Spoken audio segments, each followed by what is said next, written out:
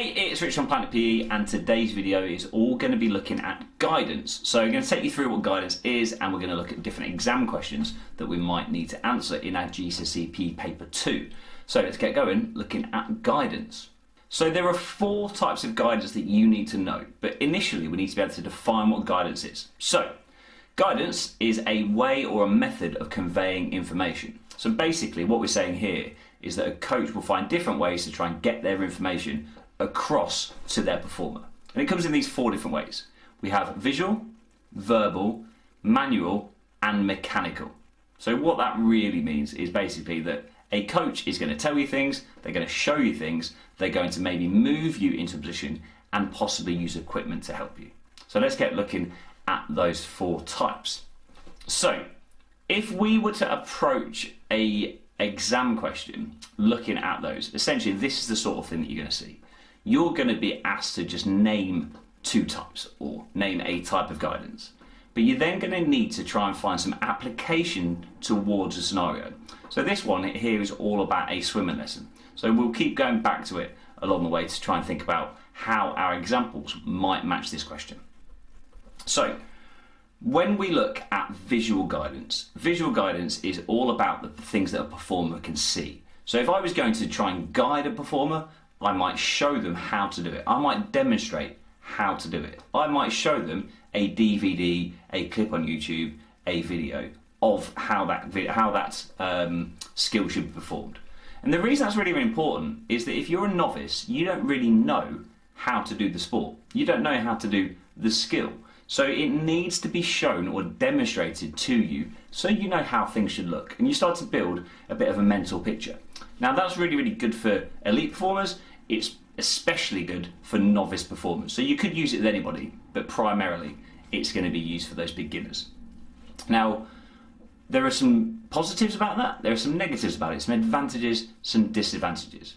So if you are going to be demonstrating, it has to be the correct technique. Now, you know, when we are watching somebody, we're going to pick up all those little things. Now, if we don't see it done perfectly or done well or done correctly, that's going to have an impact on somebody's learning.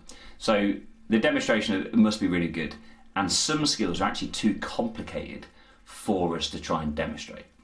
So if we just go back to that question and see how we might be able to use that information. So for each type that we have identified in part A, explain how they can be provided in a swimming lesson.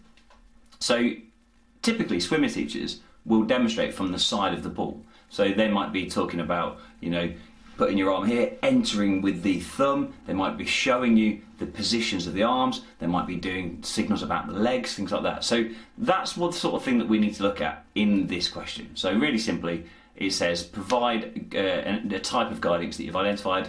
Well, we said we've got visual. How could they be providing a swim lesson? They can be provided by the coach demonstrating how to perform something like the leg action in the front crawl, the arm action in the breaststroke, something like that. So our second one is all about verbal guidance. Now verbal guidance is again pretty straightforward.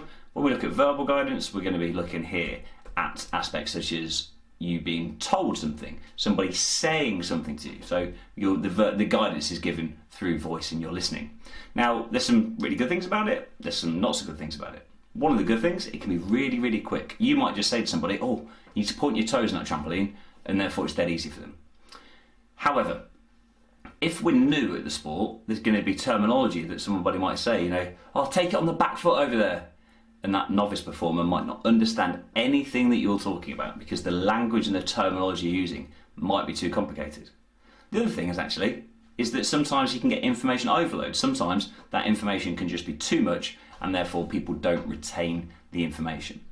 So there are some really great things about it, and typically we're talking here about maybe for elite performers that you can get information over very quickly using the correct terminology. It's a really good way of highlighting those key words using the key terms. The downside is that again, we might have too much information, maybe quite noisy in the environments that we play in. So if you're in your sports halls, might not ever hear your teacher.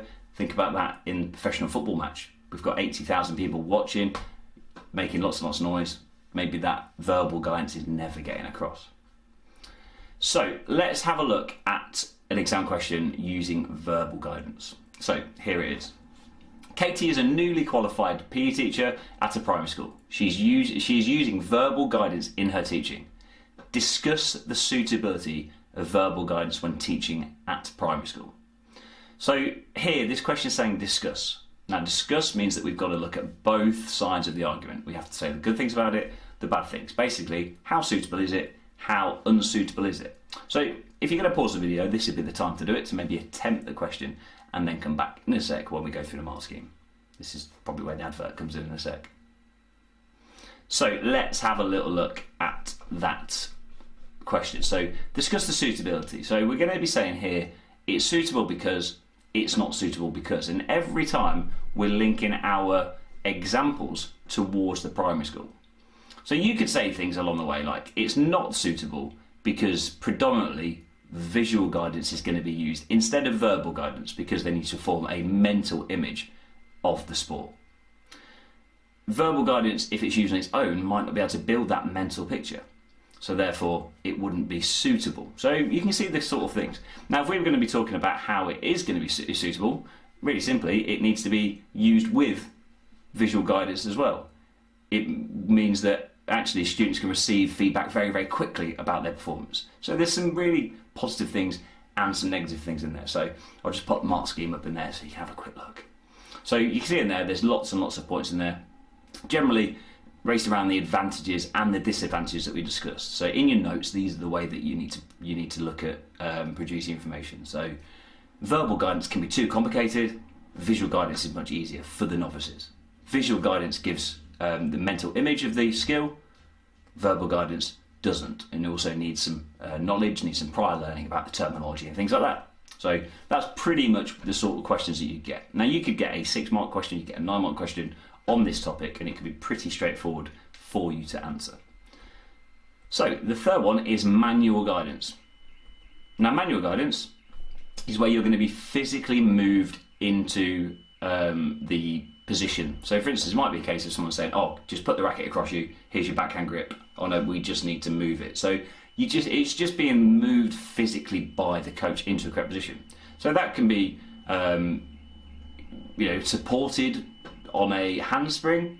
It could be something like being physically moved into the position just to look at the forehand drive in tennis, something like that. So the advantage of doing things like that is that for complete beginners it's really good because actually they can get a bit of a feel for how that skill should be performed.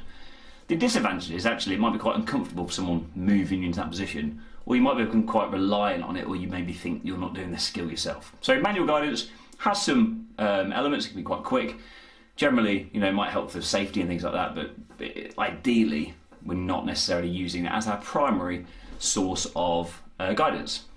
Our final one then is mechanical guidance. So mechanical guidance is where you're actually going to use some sort of mechanical aid to assist a performer. Now, the easiest one to think about is in swimming. We're going to find that people generally use floats, people generally use armbands, things like that. It's something which is a mechanical device which is helping you to learn that information. You're being guided by it. So in trampolining, you can maybe use a harness, and it's going to be used there for safety, to stop you landing on your head. So it kind of makes sense. So for anything that might have a danger element, it's going to be really, really useful. So if we think back to that question that we had about the primary school teacher, about using different kinds of guidance, if it said mechanical guidance, this would be super easy to talk about because we talk about floats. If we looked at the original question that said about just name a type of guidance, again, we've got mechanical guidance, and then you can just back it up with, a harness in trampolining or a float in swimming. So it can help build confidence, which is going to be a great thing for any novice performer. The downside to it is actually it can be quite expensive that you've got this equipment, and also you might become really reliant. So if some of you maybe try and do a somersault into a swimming pool, you're really confident, try and do it on land, less confident. So maybe you're reliant on the fact you've got something to support you. That could happen as well with using these mechanical guides. So really quickly then, we've got those 4 types of guidance. We've got visual, verbal, manual and mechanical. And again, we've looked at some of those exam questions about how they may be answered. So that's kind of where we go with these videos. So if you're new to the channel, guys, make sure you like and subscribe. If you're watching elsewhere, please keep watching, and we will get videos out every single week. So if anybody wants to try and get involved, follow me on planet_PE. I'm on Twitter, I am on Instagram. I'm no longer on TikTok. Got fed up with that one. Cheers, guys. Bye-bye.